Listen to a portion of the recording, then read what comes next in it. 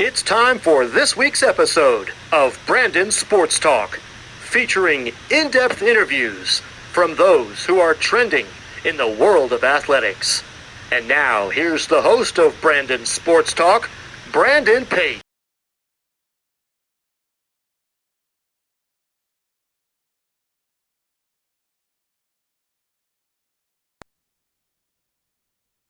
Welcome back to Brandon Sports Talk. In today's episode, I have the privilege of interviewing the Suffolk head women's soccer coach, Coach Ellie McDougall. How are you doing today? I'm good. How are you, Brandon? I'm doing good. Can you talk about how you knew that you wanted to get started in coaching in women's soccer? Yeah. So I played all my life. I think I played from when I was 4 to 22, and I got to college and I majored in business intelligence, and I had this and I played college soccer, and I kind of came to this crossroads where I was like, what do I want to do with my life? And I had an internship in my major, so doing a bunch of data science and everything, and I absolutely hated it. And all I could think about was soccer. All I could think about was, how can I further my career in a way? And I also loved being a part of a team, and I loved being a teammate. And I think that was my most favorite part. And I thought, why not continue it by helping others and trying to make people better and achieve things that they couldn't? So I got my start. My coach was gracious enough to offer me a graduate assistantship at my alma mater at Mercyhurst. And so that's kind of where I began my journey. I always coached when I was young, like younger clubs, local travels, but that was where I kind of got my real first start, and have been going ever since. What was that experience like going to Mercyhurst and getting to play? It was awesome. I think I had a rather unique experience in the sense of, if you look at the men's collegiate soccer and men's soccer, it's a very international game. But on the women's side, it's just becoming that. And I think when I went to college 8 years ago, it was very rare to have a team of international players, and I had a team of 28, and 14 of us were international players. So from Sweden, Switzerland, Germany, England, Ireland, Northern Ireland, Honduras, Spain, like all over the country or all over the world. And so it really enhanced my experience. It gave me lifelong friendships, and it opened my eyes to a lot of new things, new cultures, and I got to play the game I love, with some awesome people. So I think that experience, I don't know if I would have gotten it in a lot of other places. So I'm extremely grateful for Mercyhurst for that. While at Mercyhurst, what was that experience like getting to put on that uniform for them and representing the soccer program? Yeah, it was awesome. It was so much fun. I never thought I always thought we could win every game. I really truly thought that. I believe that. I thought we had talented group.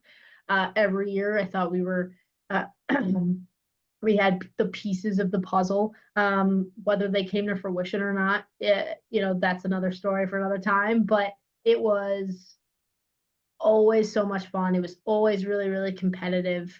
And it was some of the most fun experience of my entire life, and one I won't forget. And it was an extremely big honor to not only be a player but to be a coach there. Coming out of college, what was that experience like getting a grad assistant at Mercyhurst at your alma mater? Yeah, it was awesome. It came to me when I kind of I had my major for 4 years. I had that really bad internship, and I was like, what am I going to do with my life now? I kind of was like, I need to buy myself some more time. And soccer was a big part of my life, and I think I wanted it to kind of permanently be part of my life. So I got my master's degree, and through a graduate assistantship, so it was completely paid for by the school. I just had to be kind of work for it through being an assistant. My head coach, Keith Camage, at the time, I knew him as a player, but then I kind of got to see behind the curtain and see him as a coach, and see behind the scenes and what it really takes to be a college coach and how many hats you actually wear. So I got my start doing laundry. I was shoveling the field when it snowed. I don't know if you know, here in Pennsylvania, but it's the snowiest city in America. Um, Picking up cones, putting down cones, washing pennies, cleaning the locker room, vacuuming the locker room, like a lot of stuff, the little stuff that no one really sees and no one thinks goes in, carrying the gear, making sure um, everyone's situated with, planning practice sessions and introduction to that, player meetings. Like there was so many, I was so green. So it was really, really awesome to kind of get a jump start into that kind of experiences day to day, what coaching is like, and how many hats and what it takes to make a program run and what it means to be successful. What were some of the things that you learned from your time at Mercyhurst as the grad assistant to help you when you got that assistant coaching job next? Yeah, I think it like I said, like I did everything from players' laundry to the recruiting to tours to being kind of to session planning. I did everything, and that did I do it well at the time? Probably not, right? Because I was so new to it. But I'm really, really thankful for my coach because he let me do as much as I wanted to do and let me be a part as much as I wanted to be a part of it. He would tell me when I was wrong and he would be like, no, this is my decision, right? But I think that allowing me to do the things was what really helped me be a little bit more confident in going into that next step of my journey. What was that experience like getting your first assistant coaching job coming out of college? Yeah, so I was at RPI and I was nearing the end of my graduate assistant job. And it's a funny story. It's small world. But my grandfather, he was a superintendent way back for 40 something years in Western New York. And he hired he gave Alice Sam Wilbur, who is one of the winningest coaches in the NCAA history. He coaches at William Smith out in Western New York. He gave her first job out of college as a gym teacher at one of his high schools. And so he mentioned this woman that he knew that coaches college, and he ended up emailing her without my permission, asking her to give me some advice. And so I ended up getting on the phone with her one day. She was very, very nice. She did not have to do that. Talking to a young 23-year-old about coaching and what it takes and what it's like. And she said she had a former player who was coaching at RPI, Marina Cipri-Cicero, that she loved and she thought was an awesome. And she was like, I think she's looking for an assistant.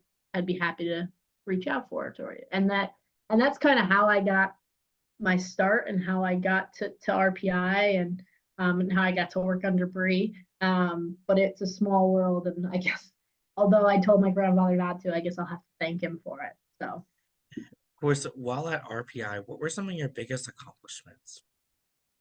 Yeah, so RPI is an awesome institution. It's a top academic institution. It produces some of the smartest and brightest young professionals in the country. It is historic in the sense.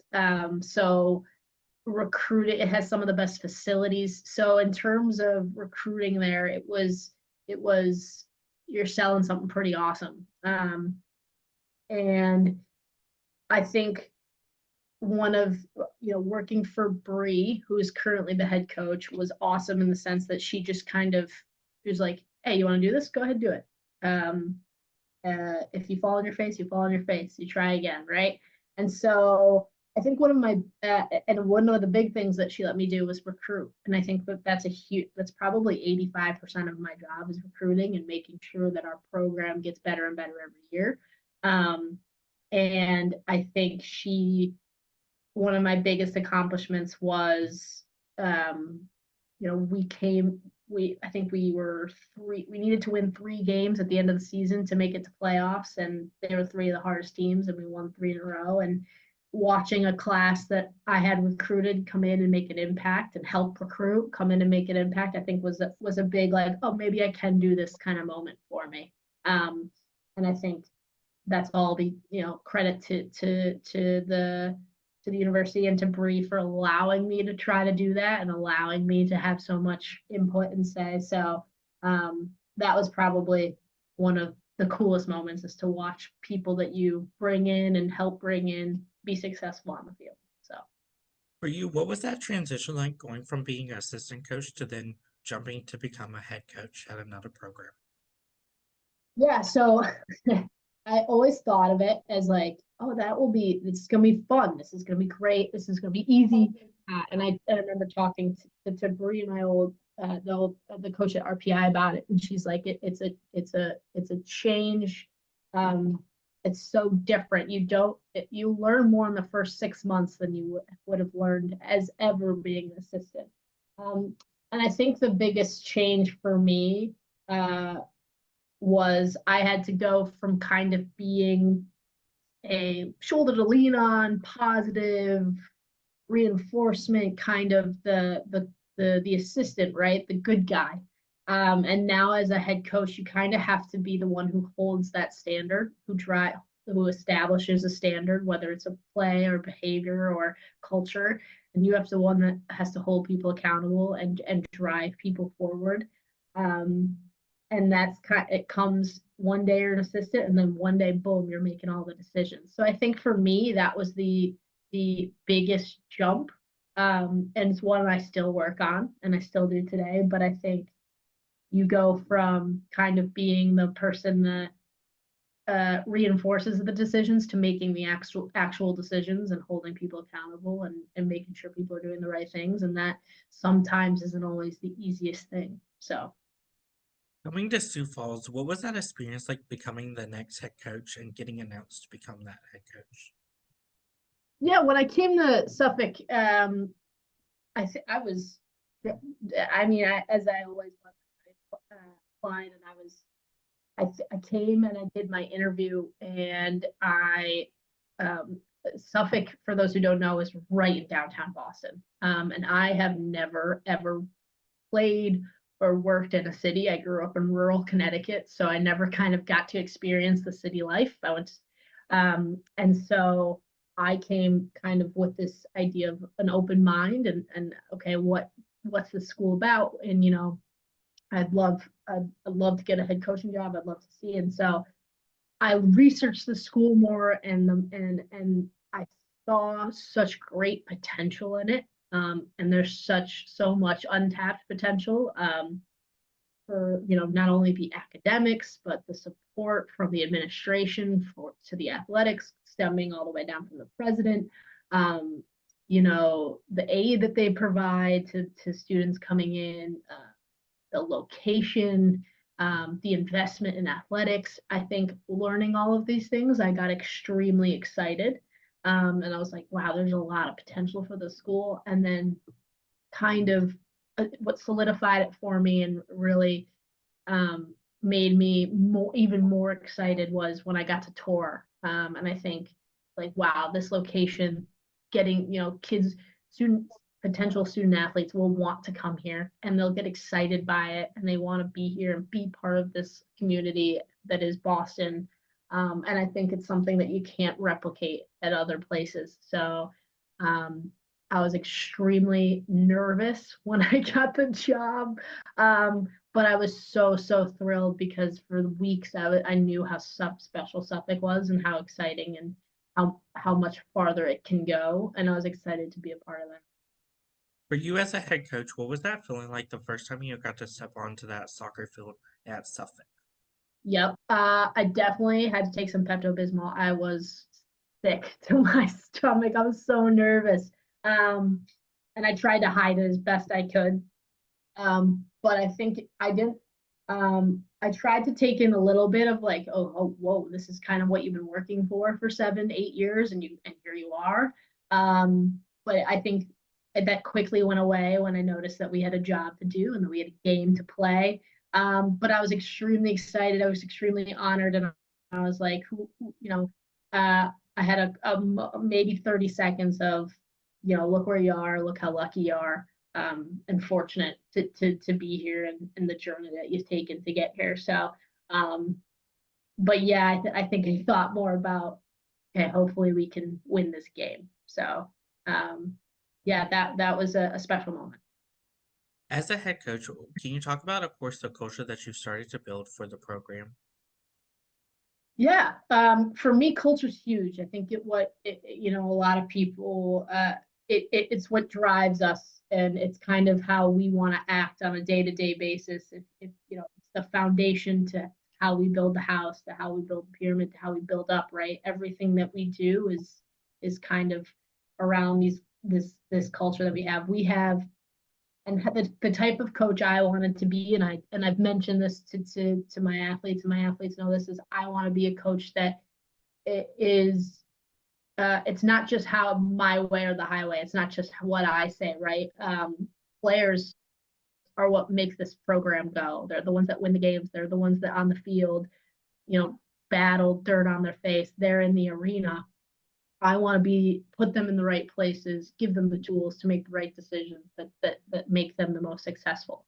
So when we created core values as a team and a culture as a team, we sat in a room and we they're player shared. They're shared between the coaching staff and the players, so that not only is it just, hey, me saying, hey, these are our values, you better live by them, right?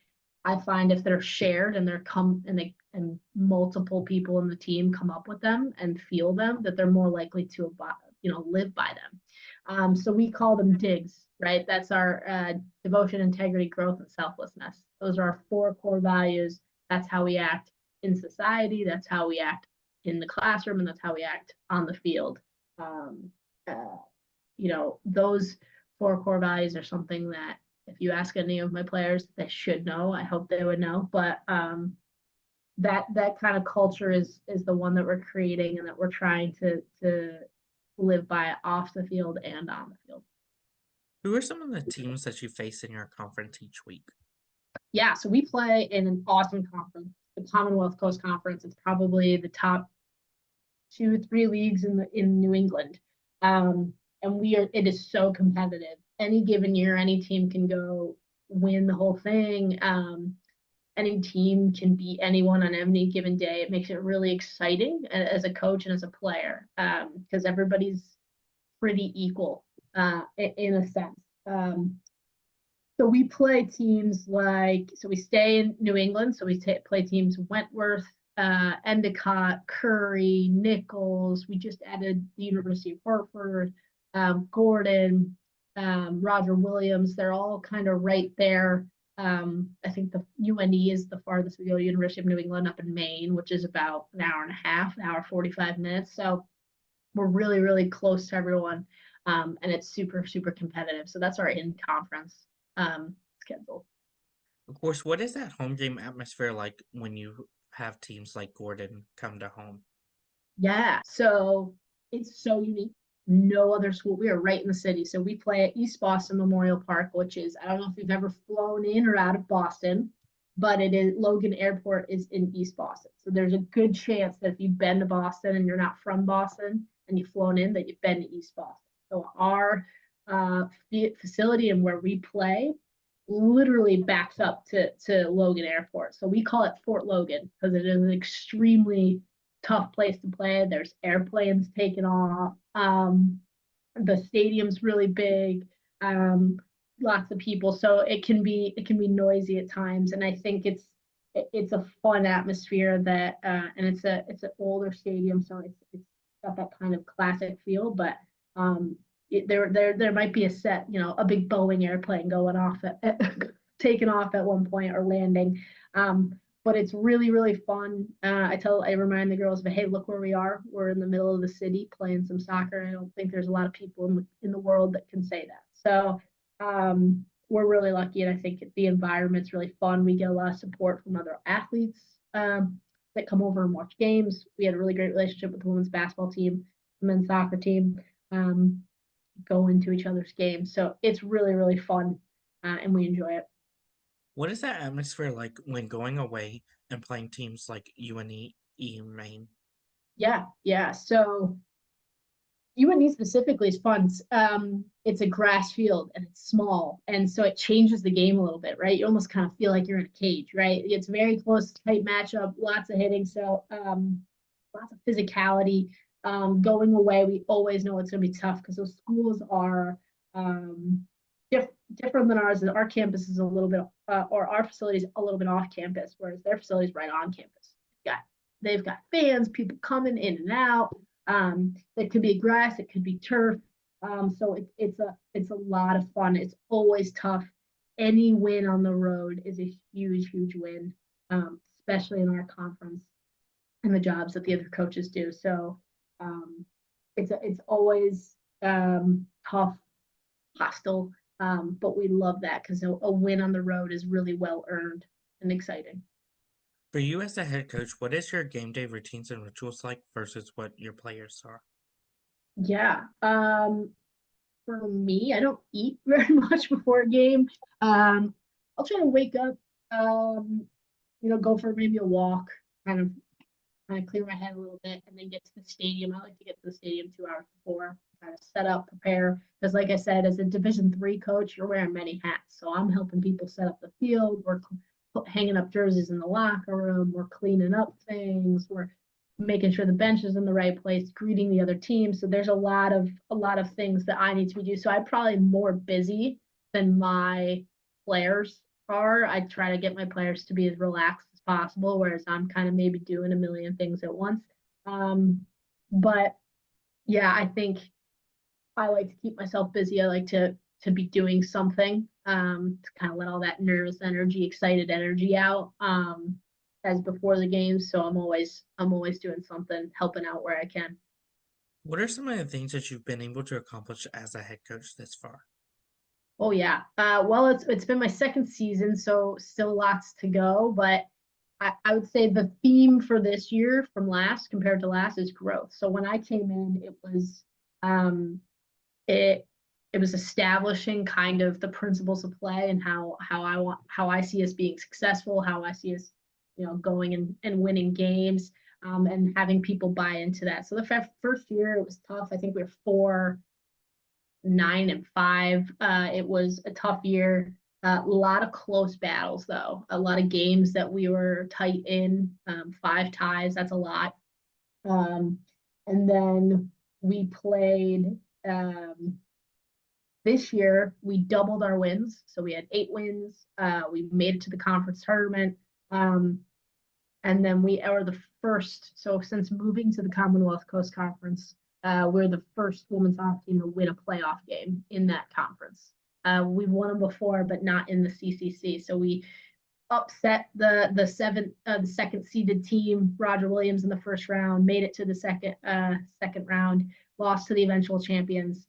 But we had a lot of growth in certain areas. We had 10 more goals scored this year, 0.5 more goals scored a game. We had three more goal scorers. We went on the longest win streak we've had since 2016. So that's all credit to the players and the devotion that they've had over the year to work hard. And we brought in some young talent, and they really gelled well. And we ended up, have a lot of growth was there. We're not satisfied with where we are yet, but there was a good amount accomplished this year that the girls should be proud of and use for fuel and motivation for going forward. So it was a good year.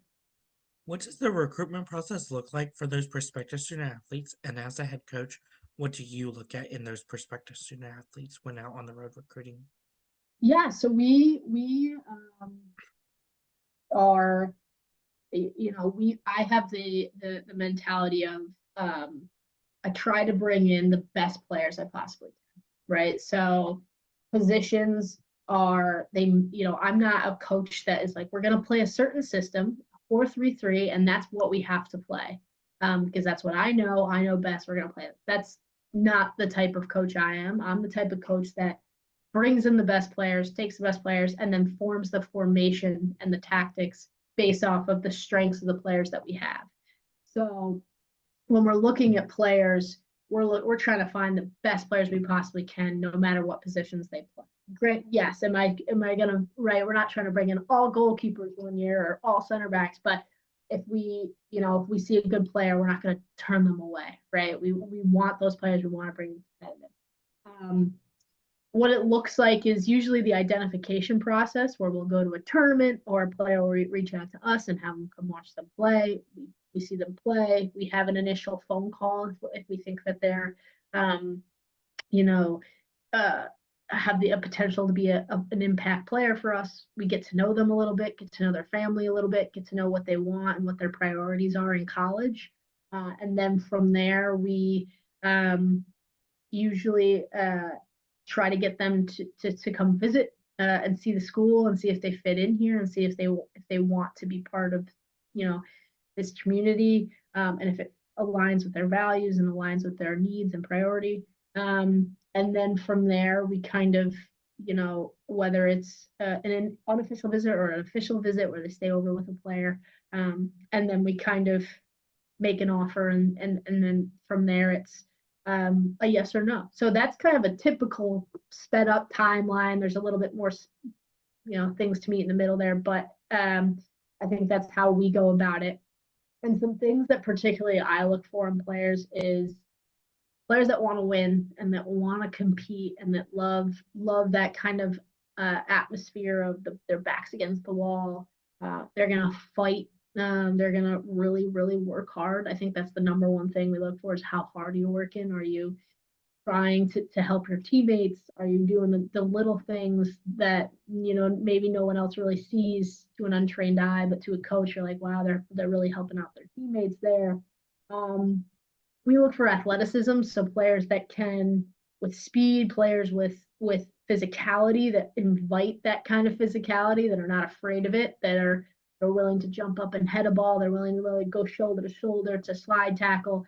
Because those players are the ones that are going to get gritty in the end, or when you need them in the last 10 minutes, they're going to be willing to fight. And then we look for good character kids that are really want to see the team win. And even if sometimes that might mean that their role is a little different, right? They all they want is to win and be successful and be part of a team that is successful and wants to win. So I think those are some things that we look for in players, both on and off the field. Good students, they got to be good students, and they got to want to live in Boston. They got to want to be part of the city, part of the community.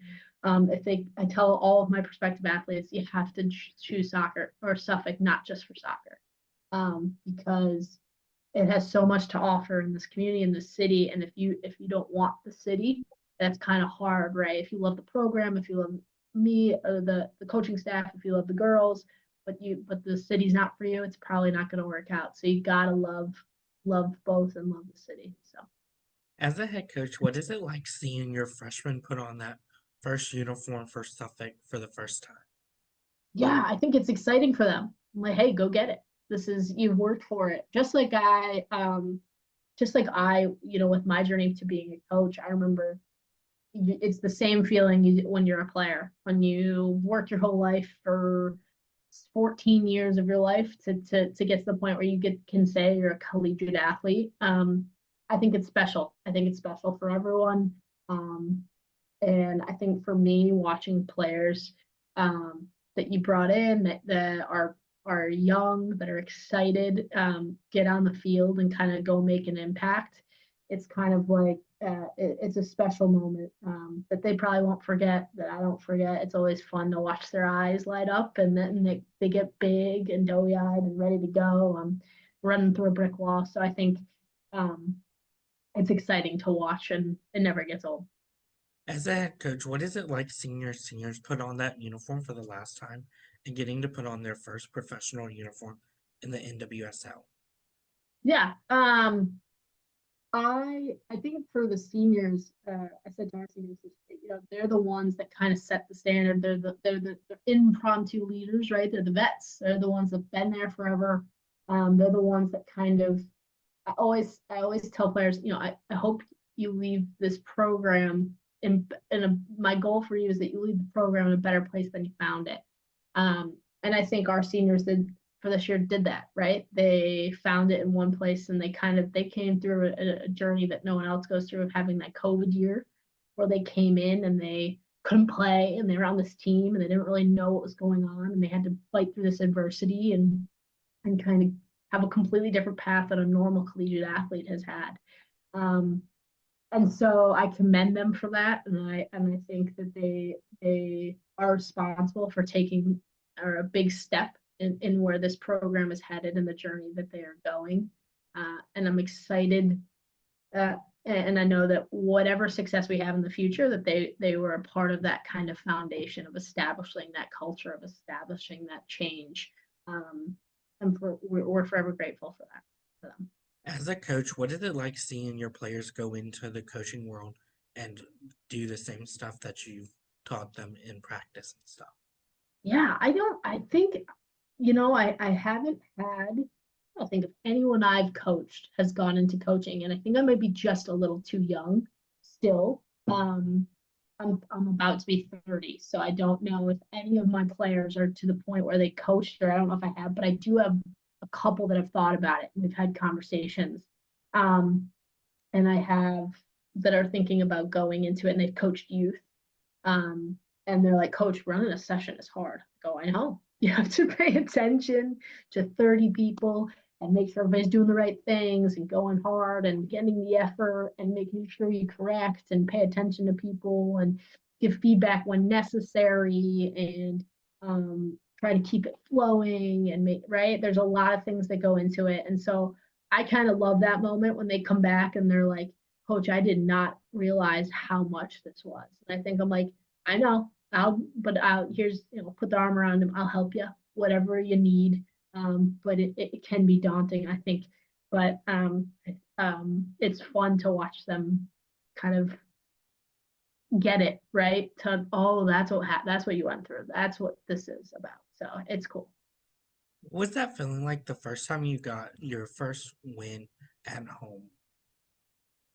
First win at home. I think it was relief was a big word for me. I think it was exciting. I think my biggest I think it's nice because when the team is buying into what you're talking about and everything clicks, there's nothing like a win, right? You always gotta sing when you win. You always gotta celebrate the wins because they're rare and they're hard. I say that to our team all the time. Winning is really, really hard. So when we do win, we gotta enjoy it.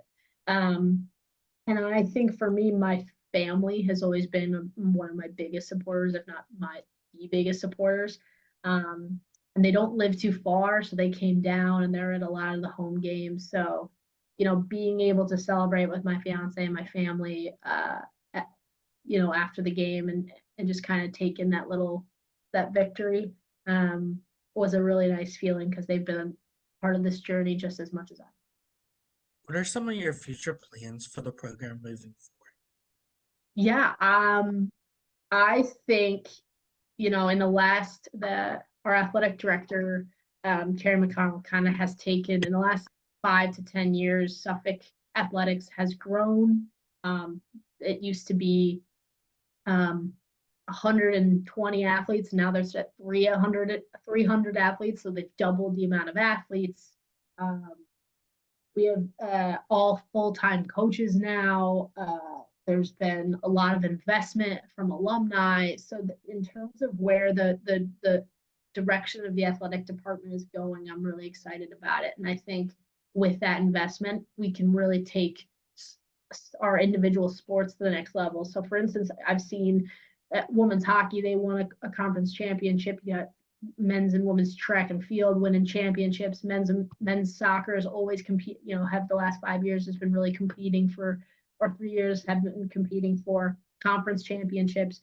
Basketball always does really well. So the programs are doing really well, and I want to be part of that success for Suffolk, right? So for me, I've got big plans for Suffolk women's soccer. I think, we're heading in the right direction. We're still young in kind of my tenure, but I want to be one of those, those teams in the conference that is an elite competitor, that is always, always competing. Whoever comes to our team or our field, or if we go to their field, they know that they're going to get a battle. They know they're going to get a physical team, a team that is together.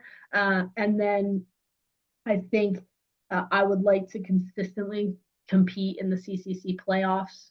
We did it in the GNAC before I was here. I would love to do it in the CCC where we're consistently making playoffs, and then in 5-6 years making that mark of getting national recognition, getting regionally ranked, which Suffolk women's soccer has never done.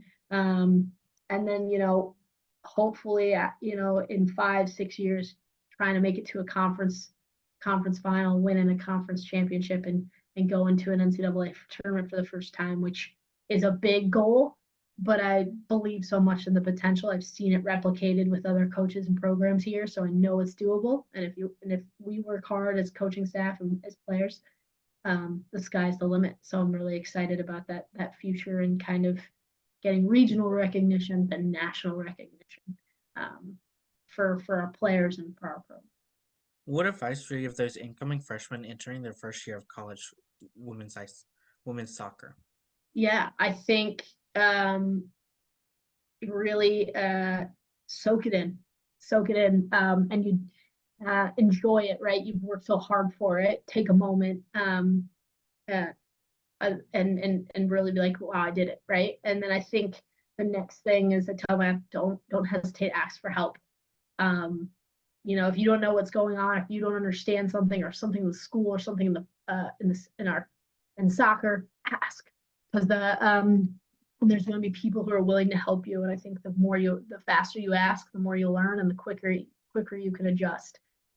There's always someone that's willing to help. I'm willing to help. I'm on your side. So we know it's a big adjustment going from high school to college. And there's people that are here to help you with that adjustment if you just ask. So I think those are the two biggest things is to enjoy the moment. And if it gets overwhelming, just ask for help and we'd be happy to help. What advice would you give those seniors out there that are looking to go play professionally, whether it's the NWSL or the U.S. Women's National Team? Yeah, I haven't had anyone go pro specifically, but I think my advice to people who are going pro is to work your butt off, right? And extremely hard, and good things will come, and you've worked so hard to this point, right? Choose your work, or rely on your work, and your work ethic. And I think try not to measure yourself to other people, right? Keep your head down, work hard, don't compare yourself to others, and just give it your best. I think surrounding yourself with the right people is also good too. Make sure you have a good support group that's there, because it's from any professional's journey or women's national team journey that you hear, it's always a up and down. It's never a straight line. So having a good support group, I think, is good too. And enjoy it, because at that level, it is so cutthroat. It's so hard. The margins are so thin. So you never know when you're going to get another opportunity. Take that opportunity and really run with it and enjoy it while you can. What advice would you give those soccer players out there that are looking to get into coaching after their playing career? Yeah, I think do it, right? Just I think for me, I was fortunate enough to have a coach who I kind of gave me my first opportunity, and then when I got into my graduate assistant, he let me do everything.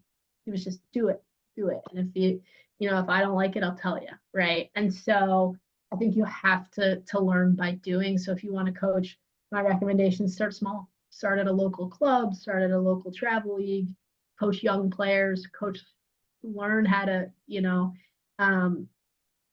coach and do and make a session, and how does the session run and how does it flow. Because if it can flow for an 8-year-old, I promise you it'll flow for a 20-year-old, and 20-year-olds will seem like cake if you can coach an 8-year-old.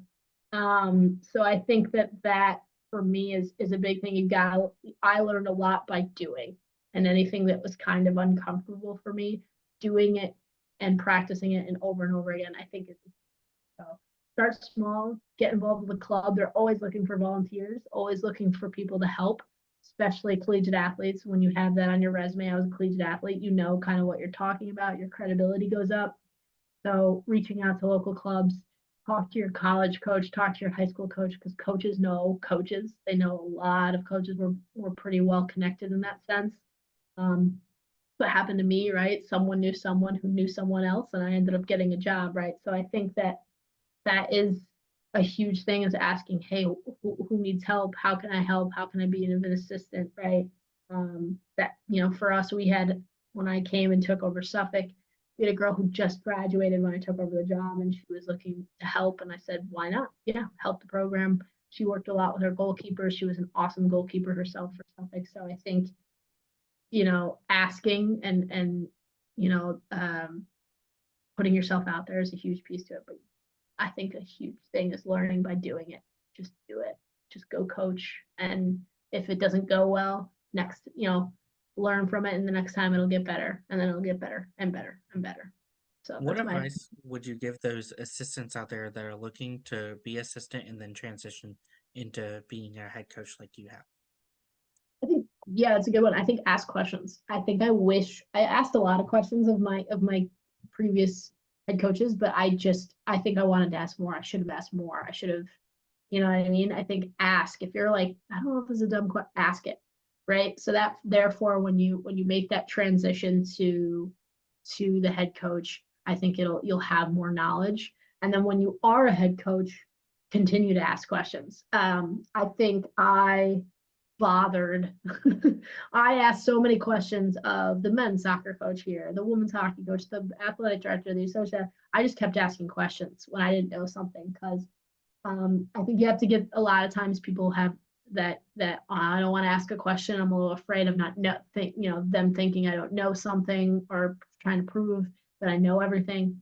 The quicker you ask for help, the quicker you ask the question, right? The more you're going to know, the easier things are going to be. So ask a million questions, and it'll help kind of that adjustment from that big jump from assistant to head. So that would be my advice.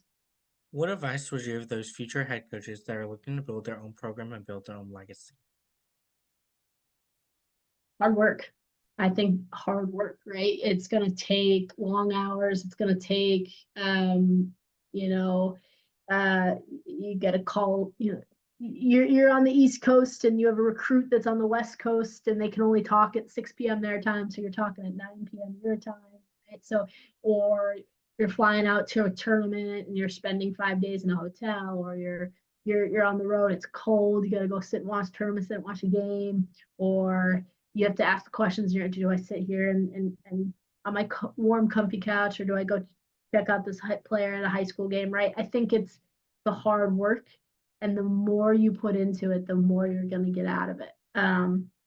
That's just true for anything, I think, in life. So I would say, when you take over, it's going to seem daunting. It's going to seem or when you become a head coach, it's going to seem like there's so much to do.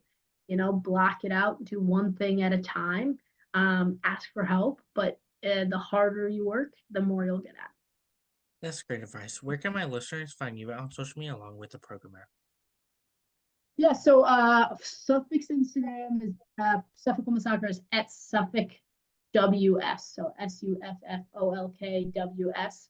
That's our Instagram. That's our Twitter. My Instagram is at E McDougall. So EMCDOUGIE. But yeah, anything Suffolk Athletics, women's soccer page there. But yeah, we have a link tree that kind of links to all of our links and everything like that on our Instagram bio. So if you just want to follow Suffolk Women's Soccer, it's pretty easy to follow. Everything's kind of under there. So thank you again, Coach Ellie McDougall, for your interview, and best of luck in your future with the Suffolk's Women's Soccer program.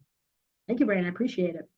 You can find Brandon Sports Talk on Instagram at Brandon Sports Talk, Twitter at Talk_Brandon, and you can find me on YouTube at Brandon Sports Talk. Don't forget to like, comment, and subscribe. Thank you again, Coach Ellie, for your interview, and best of luck in your future. Thanks, Brandon. I enjoyed it. You've been watching Brandon Sports Talk. Please feel free to like, share, and subscribe to Brandon Sports Talk on social media and on YouTube.